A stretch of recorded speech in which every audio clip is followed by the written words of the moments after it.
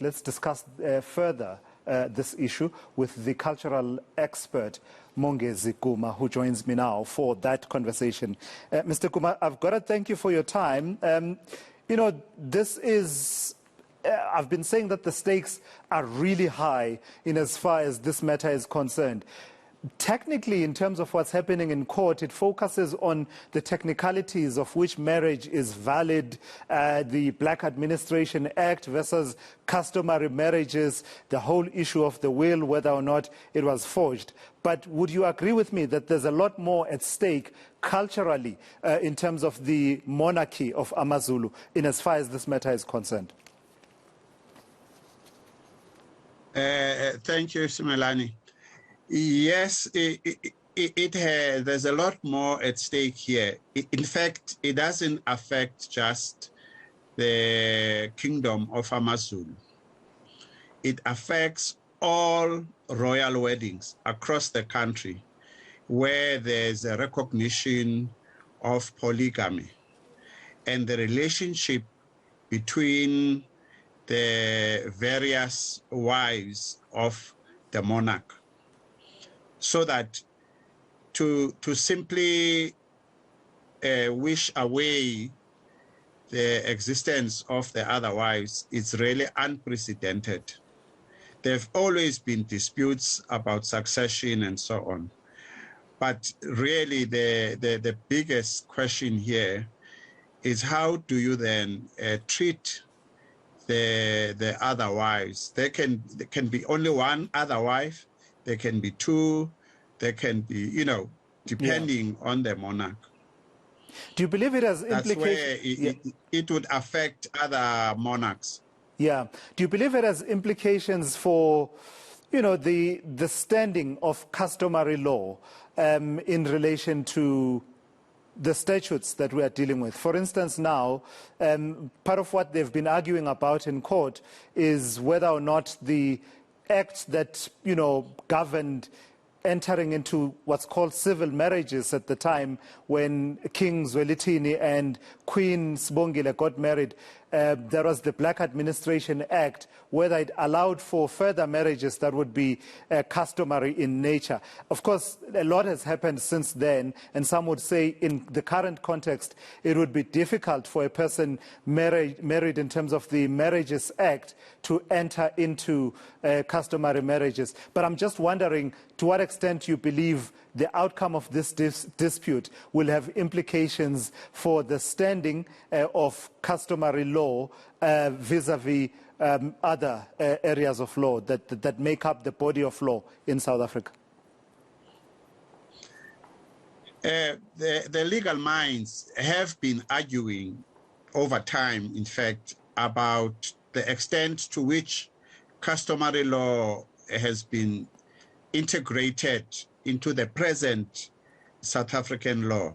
So that's the first thing to recognize. And this case would actually, I guess, begin a jurisprudence with regards to case law in terms of the importance of customary law. Let's not forget that all the other wives that we're talking about, they in varying times, they've been there for 40 years. It's not like it's something that just happened. It's not difficult in the present dispensation. It's possible, but it has its own procedures and processes. And then in terms of the throne itself, Mr. Guma, how much are you able to talk to the extent to which the throne will be contested?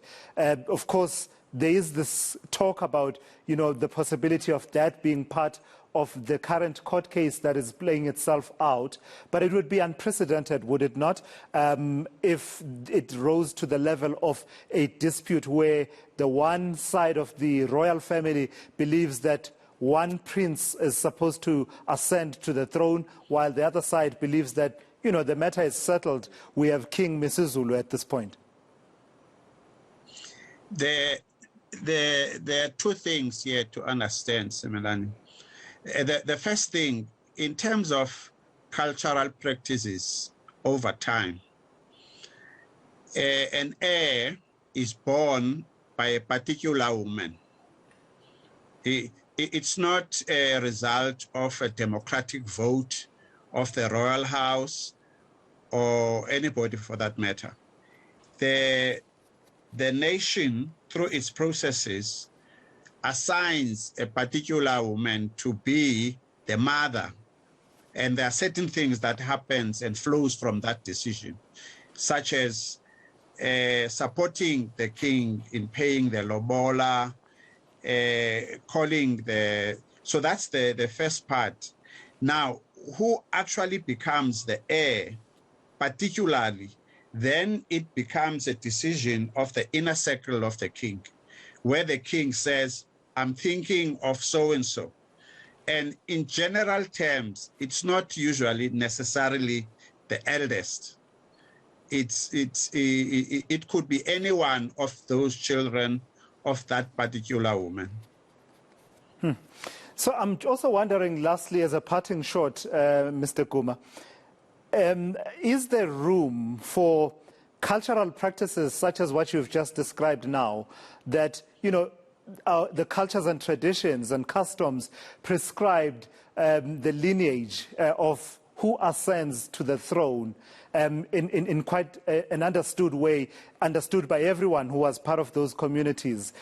I guess what I'm asking is, are we at a point where perhaps not only the AmaZulu kingdom, but other kingdoms as well within South Africa will need to sort of start taking into account the possibility that actually some of these matters can be addressed in the manner in which King Goodwill Zwelithini and Queen Mandvombi sought to do, by actually just spelling it out in a will, last will and testament? How do the two live together side by side? Fidelity to the cultures and traditions and customs of how things have always been done, but also embracing that you have fewer disputes when things are done in the way that things are done today, in black and white.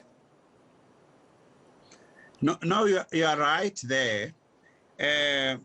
I mean, royal houses today do have lawyers who are embedded into the royal house, so that those legal hurdles can actually be addressed before they become problematic. And the lawyers could facilitate, advise, and help the royal to do certain things in a particular way. But I think the fundamental question is the extent that our jurisprudence respects, because today the king can decide A will be my successor, and tomorrow, for whatever reason, decide no, he's not a proper one. A B should actually succeed me. And then there might be a will which then might need to be amended.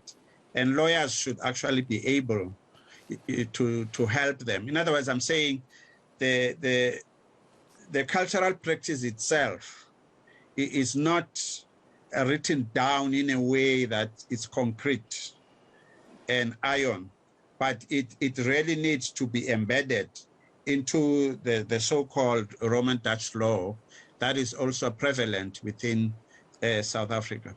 Yeah. All right. I've got to thank you for your time and your insights, Mr. Guma.